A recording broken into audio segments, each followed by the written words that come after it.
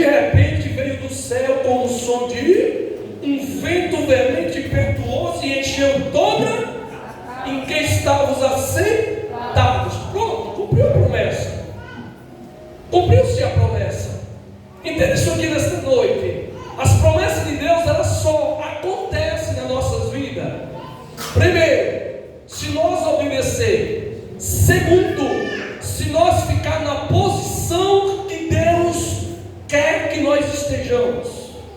A posição que Jesus queria que eles ficassem era em Jerusalém. Esta era a posição. Louvado o nome do Senhor Jesus Cristo. E a Bíblia diz que eles obedeceram. E eles permaneceram no lugar que realmente Deus tinha ordenado para eles.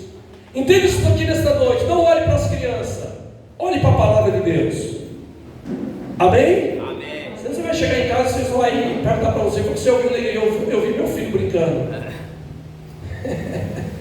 E vai dizer assim: qual foi a palavra? A palavra, eu acho que não foi uma palavra lá na Bíblia. Presta atenção aqui. Vamos lá.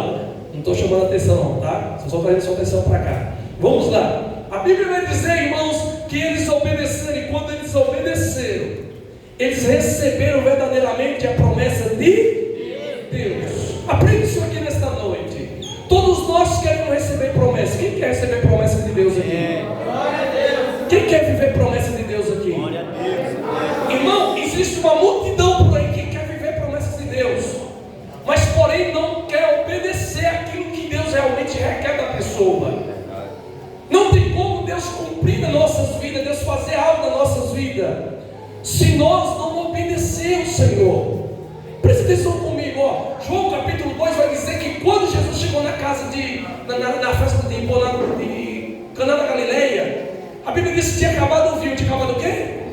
O vinho. Aí Jesus olha para Maria, e Maria olha para Jesus, e Maria disse: mulher. E Maria diz: Jesus, acabou o vinho. Aí Jesus olha para ela e diz assim: mulher, não é chegada a minha? Eu acho bonito que Jesus nunca vai chamar Maria de mãe. Jesus sempre vai chamar Maria de Maria. Amém? Amém. Para não dar muita ênfase. Vamos lá. Aí ele diz: mulher, não é chegada a minha hora. A Bíblia diz, irmão, que Maria olha para os empregados e diz para eles assim: faça tudo quanto ele vos disser.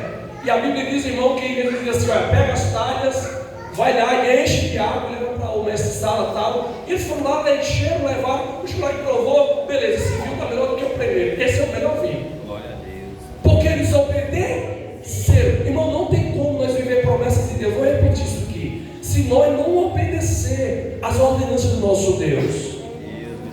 Sabe o que acontece nas nossas vidas? Às vezes a gente entra na empresa, a gente quer aumento de salário. Quer ou não quer? Quem quer aumento do salário lá na empresa? Que levante a mão. Glória a Deus. Ninguém vai ter só 4 que é aumento. Apenas todos nós queremos aumento, mas nem todos. Eu não falo todos no termo aqui dentro, tá? Falo do todo. Todo mundo quer aumento, termo geral. Mas nem todos querem obedecer o seu patrão. Nem todos querem obedecer sua liderança. E aí o que acontece? Chega no trabalho e diz assim: aumenta meu salário. Eu preciso de aumento do meu salário, eu trabalho tão bem, eu faço tudo direitinho. Mas você é obediente ao seu chefe lá? Aleluia. Às vezes tem pessoa, irmão, que ele não faz tão bom serviço, mas só pelo fato de ser humilde e obediente, o patrão chega para ele e fala assim: ah, eu vou aumentar teu salário. Glória a Deus. Irmão, a própria Bíblia diz que os humilhados, os humildes, eles serão exaltados. Amém. E a Bíblia diz que os arrogantes, Deus abate. Glória a Deus. Entende isso aqui? Eles obedeceram, por eles obedecer. Atos 2 ele dizendo que a promessa foi cumprida. Quem tem promessa de Deus aqui, diga amém. Se você continuar obedecendo, buscando a Ele, Deus vai cumprir na sua vida. Amém, Jesus. Vou repetir: se você continuar temendo, buscando ao Senhor, obedecendo, Deus vai cumprir na sua vida. Passa o tempo que passar, mas Deus vai cumprir. Bom, Deus cumpriu aqui na igreja primitiva.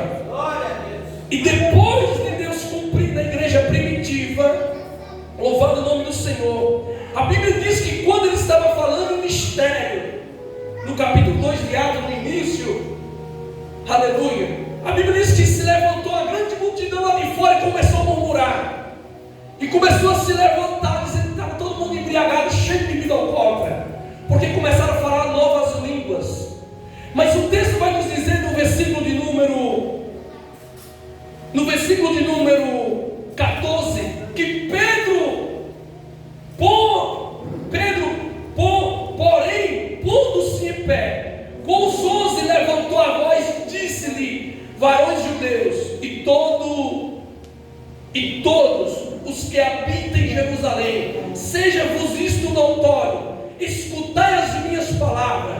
Estes homens não estão embriagados, como vos pensais, sendo esta a terceira hora do dia. Mas isto é o que foi dito pelo profeta Joel, que nos últimos dias acontecerá, diz Deus, que do meu espírito derramarei sobre toda, e os vossos filhos e as vossas filhas profetizar, e os vossos jovens terão, e os vossos velhos terão sonhos. Irmãos, eles buscaram pela promessa de Deus.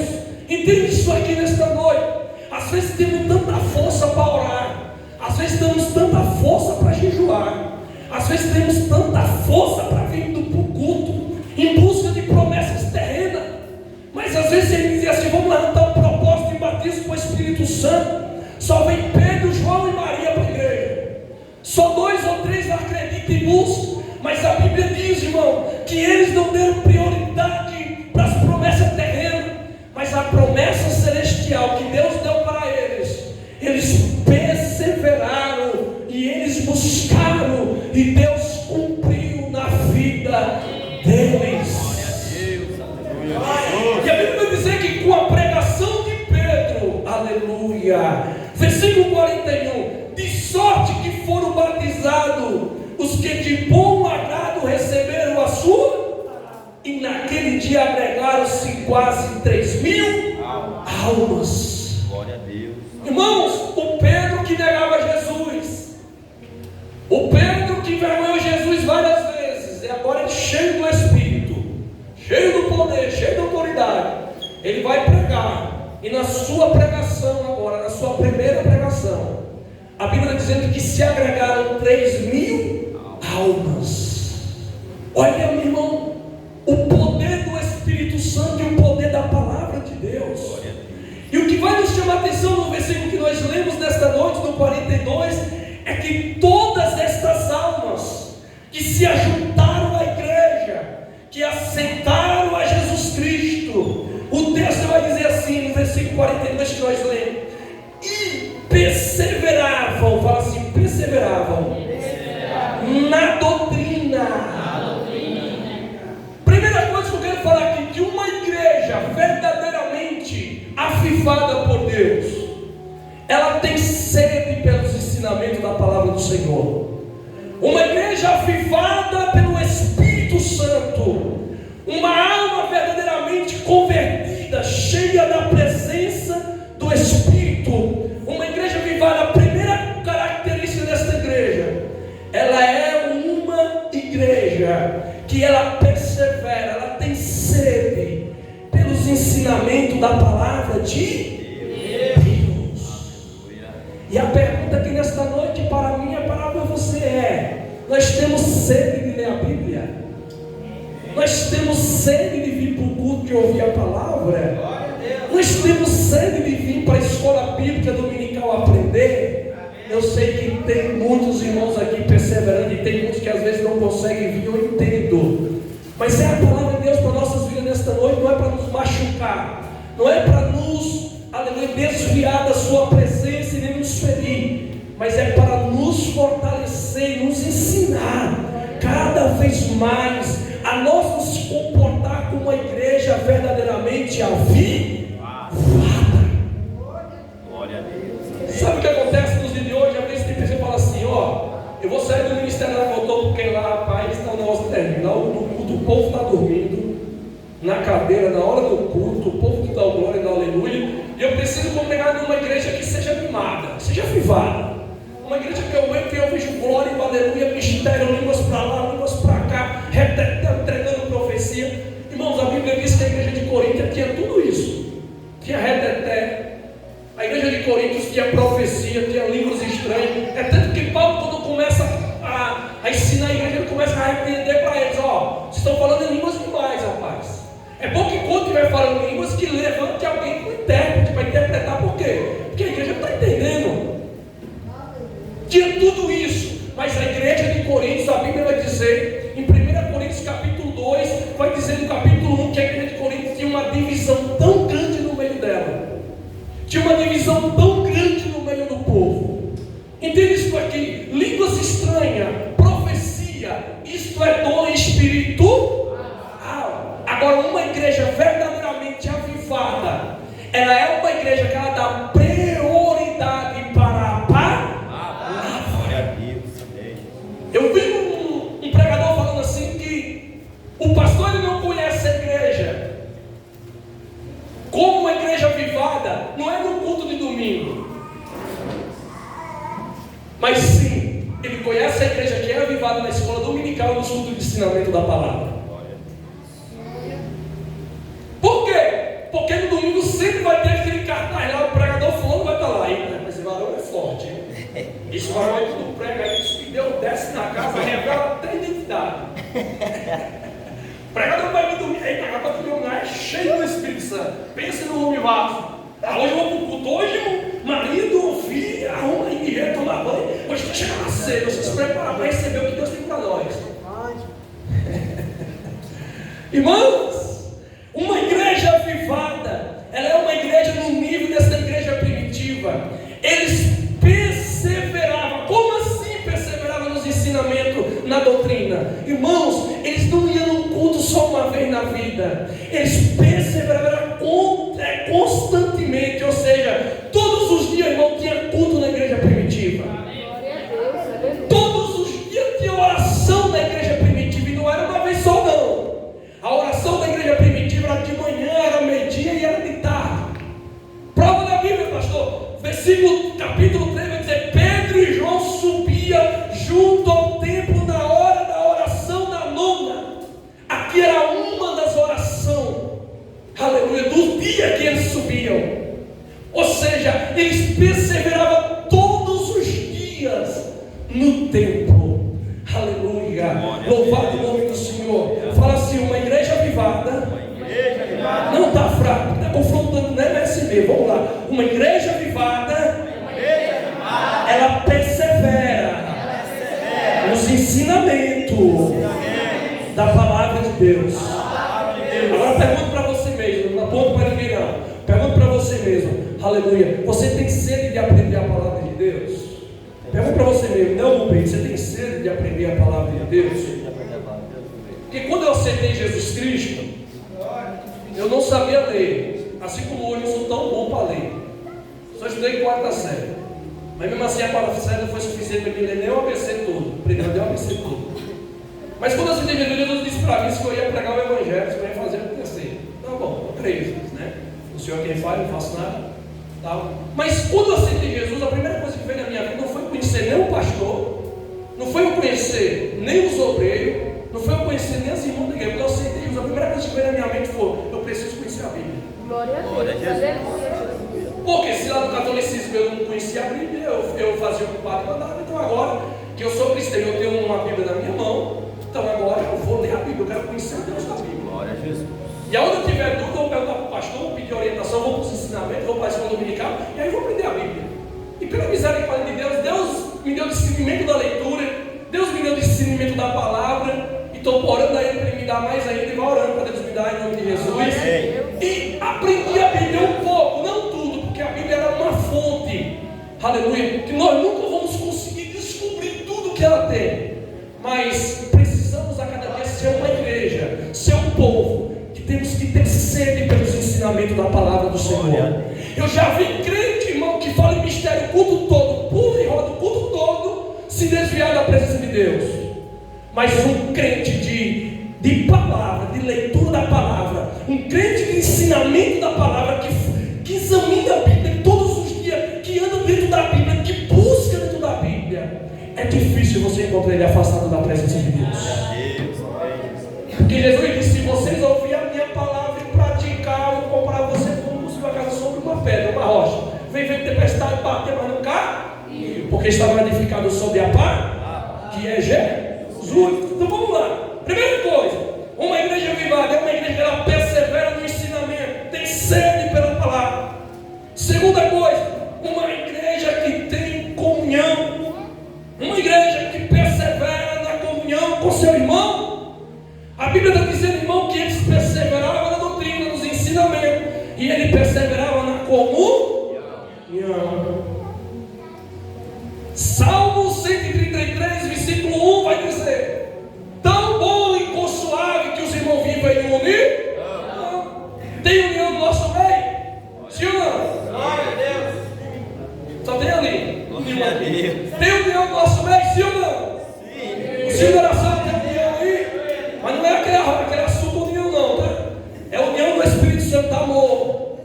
A Paulo vai dizer em 1 Coríntios que o amor ele suporta tudo. Está doendo, suporta. Está machucando, suporta. Está ferindo, suporta. Sabe o que significa a palavra suporte? É aguentar o peso da fraqueza do seu irmão. Glória a Deus, aleluia. Essa caixa aqui é um suporte, tá ou não tá? Hã? E esse suporte nós não queremos segurando o peso da?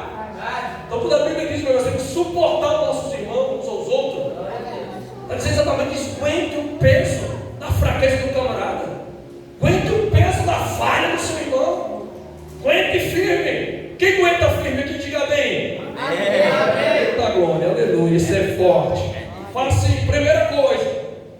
Fala assim, primeira coisa. Primeira coisa. Sede pela palavra. Sede pela palavra. Segunda coisa. Segunda coisa. Sede pela comunhão. Sede pela comunhão. E a Bíblia diz assim, ó, e no partido pão. Terceira coisa, aleluia, eles partiam pão com seu irmão. A Bíblia diz que eles perseveravam no ensinamento, eles perseveravam no amor, na comunhão.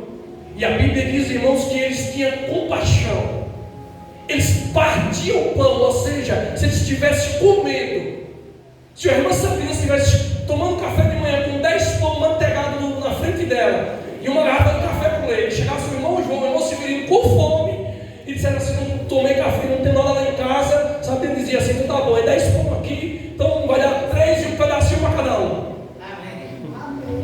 E eu vou pegar a garrafa de café, eu vou dividir aqui, mas nós vamos comer todo mundo. Não é uma igreja avivada, ela não é uma igreja individualista. Ela não é uma igreja que ela só atenta para aquilo que é dela.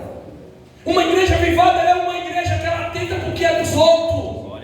Paulo vai dizer a Filipos que nós temos que atentar não para aquilo que é nosso, mas para aquilo que é do nosso irmão. Como assim, pastor? Deus está usando o irmão na palavra, pregando, a fogo está caindo. Atente para o que é dele também. Começa a orar e dizer: Senhor, enche ele mais. Usa ele mais. Aleluia. A irmã está louvando, o irmão está pregando, que Deus está abençoando o ministério do irmão. Ore, Senhor, enche. Dá mais sabedoria, dá mais revelação, dá mais entendimento, que usa ele para a glória de Deus. Glória a Jesus. Amém, irmãos? Amém. Quem está entendendo, diga amém. Amém. Quem está entendendo, diga glória a Deus.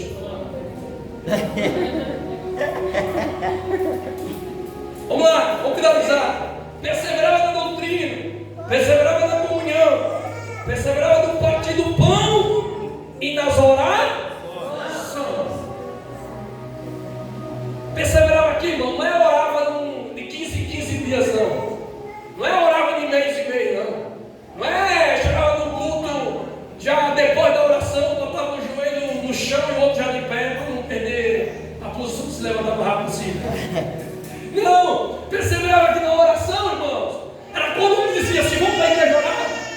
Aí todo mundo dizia, toda a igreja: vamos, hoje não vai. Glória a Deus. O presbítero estava chamando para orar, hoje não vou orar hoje. Glória a Deus. Hoje eu vou largar a louça lá de lado lá, eu vou largar a casa lá para varrer depois, sei lá, eu vou largar aquele serviço que eu estava fazendo lá no quintal, não sei aonde, eu vou deixar lá. Olha, o irmão falou lá no grupo que vai orar, imagina o Pedro gravando lá no grupo, e diz assim: ô igreja, que não tinha avisado naquela época, né, irmão? Mas vamos lá. Ô igreja, hoje tem oração lá na igreja, hoje de manhã, 6 da manhã, tem 11 horas, e tem no final da tarde, 5 horas da tarde. Aí eu imagino que os irmãos: rapaz, vamos ter um serviço aqui em casa, vamos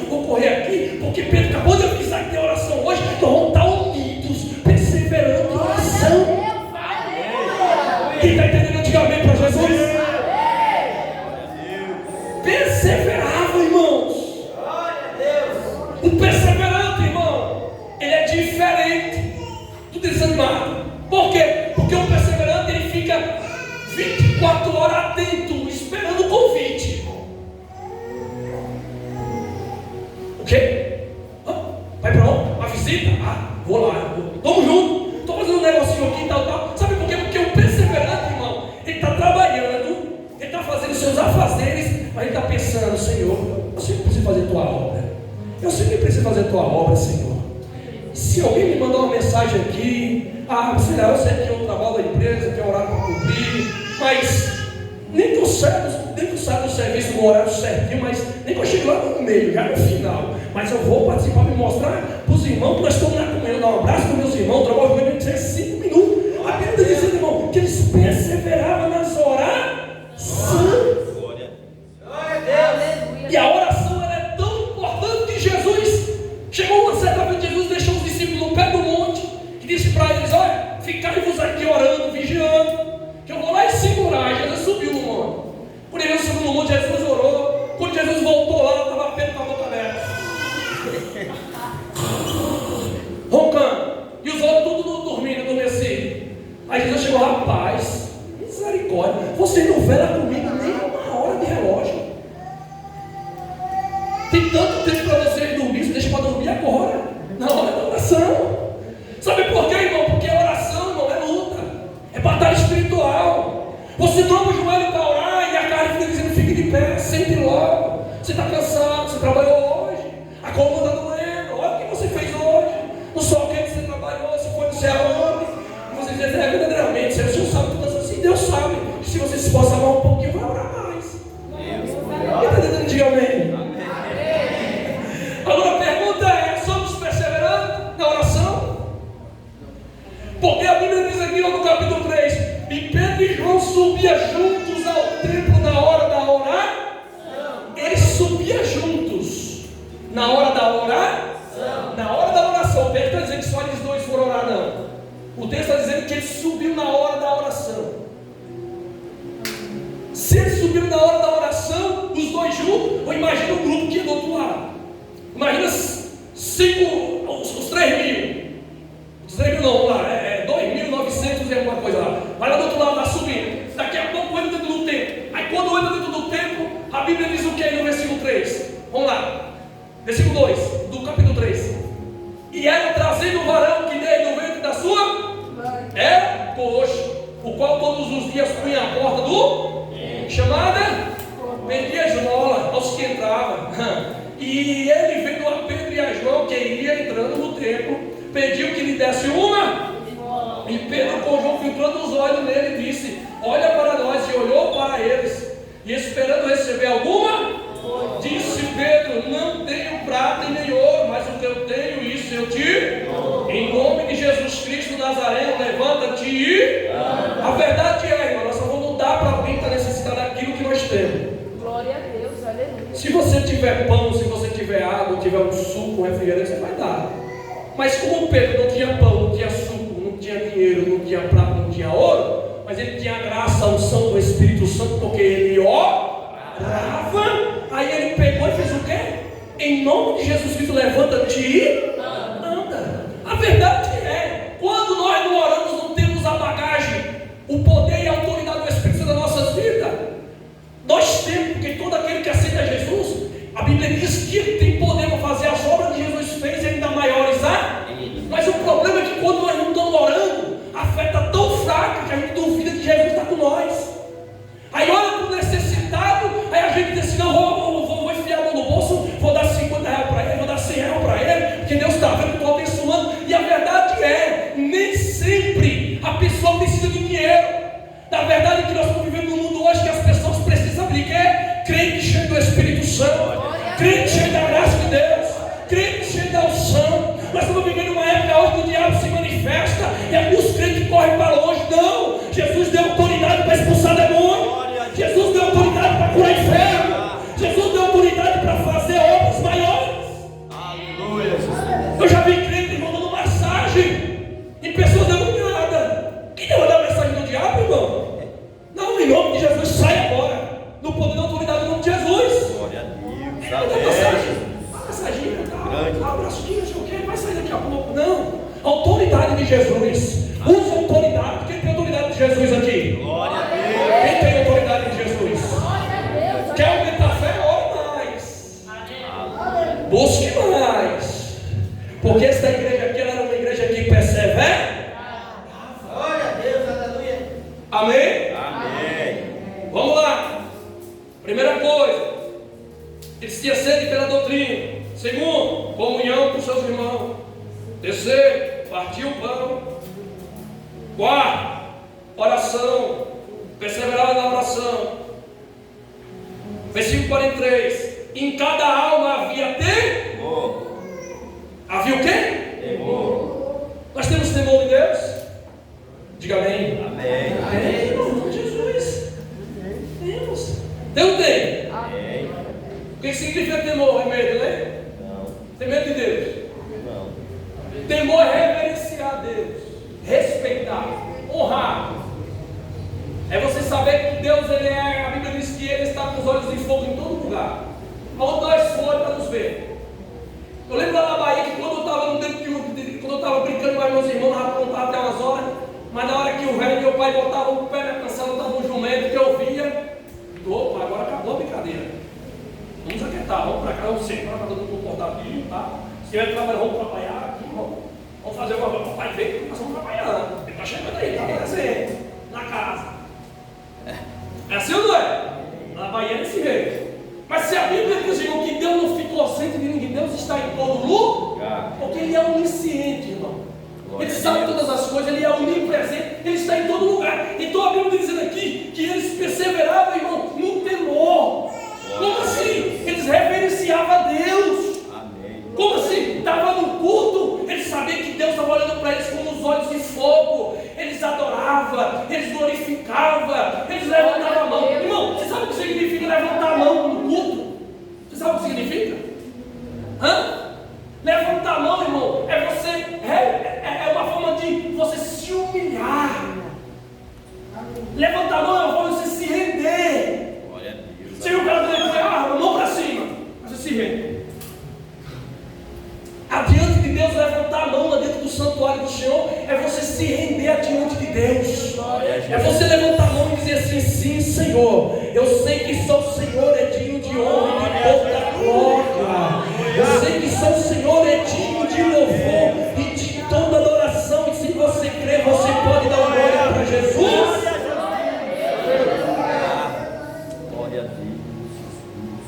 Aí o texto diz assim, o 43: em cada alma havia temor, e muitas maravilhas e sinais se faziam pelos lá. Preste bem atenção nisso aqui. As maravilhas e os sinais só vai acontecer pela igreja no dia que nós começarmos mais a reverenciar Deus dentro da casa. Porque o texto está dizendo que por eles ter temor, aleluia, por eles ter temor a Deus, no versículo 43, a Bíblia diz assim: muitas, irmão, não eram poucas não, muitas maravilhas e sinais se fazia pelos apóstolos.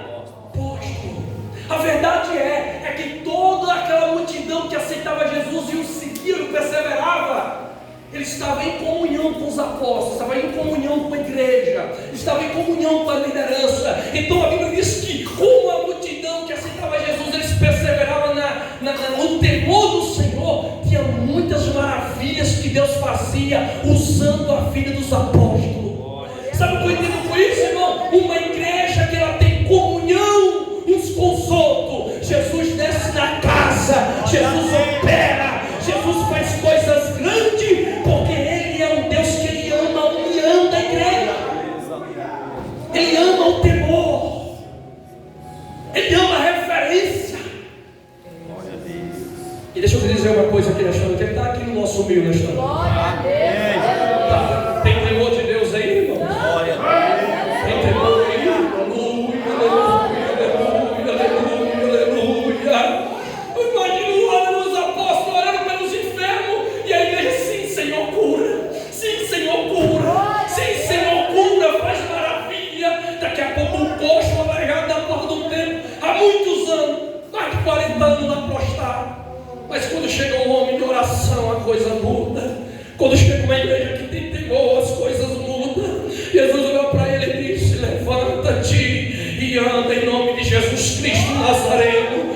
Ele levantou, ele foi embora, pastor? Não, o texto diz no capítulo 3 que ele entrou no templo saltando, pulando e glorificando a Deus. Sabe o que eu entendo com isso aqui, igreja? Se nós não tiver temor, se nós não tiver sede pela palavra, sede pela comunhão uns com os outros, se nós não tiver sede de dividir o que nós temos no nosso pão com o nosso próximo, nós não vamos ver pessoas tristes lá fora, pulando dentro do templo de alegria, mas uma igreja unida, uma igreja de oração, uma igreja de comunhão, uma igreja que faz a obra de Deus com alegria. Aqueles que estão tristes, oprimidos no pecado, vai entrar aqui pulando, saudando e glorificando o nome do nosso Deus, porque Ele é poderoso para fazer. Glória a Deus. Santo Deus, Senhor, Rei da glória. Sexta coisa para finalizar, versículo 45: vendia suas propriedades e fazenda e repartia com todos segundo cada um tinha necessidade. Eu lembro aquela palavra que Jesus pregou lá de Mateus 6, lá no 34. Jesus disse assim: busque primeiro o reino de Deus e a sua justiça, as demais coisas serão acrescentadas. Vamos lá, irmão. O povo começou a ver tanto poder na vida dos discípulos, finalizar, tanto poder, tanta autoridade, tanta unção de Deus, que a Bíblia diz, irmão, que o pastor, o Pedro, não precisava levantar e dizer assim: irmão, faça um voto de R$500 hoje. Irmão, não vamos fazer um voto aqui hoje de R$200 para suprir a necessidade da igreja.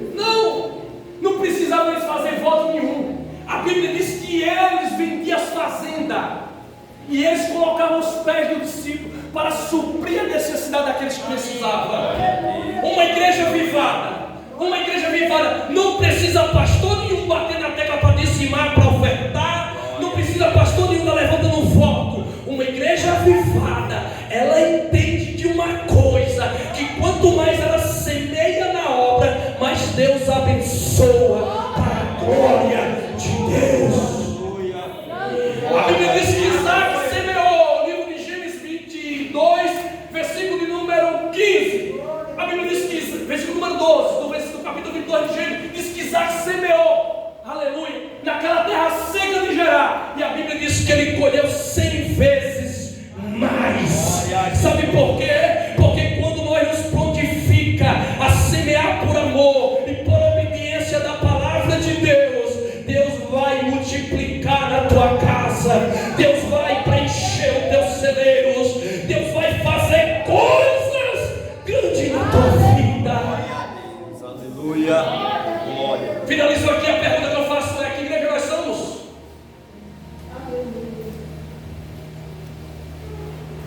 Que igreja nós somos? Somos uma igreja privada, somos uma igreja... Deixa eu usar aqui a melhor palavra, falando muito fundo. Somos uma igreja privada, somos uma igreja morna. Uma igreja que para fazer algo precisa de um pregador famoso. Uma igreja que para fazer algo precisa de um cantor famoso. Ou somos uma igreja privada que quando saímos de casa já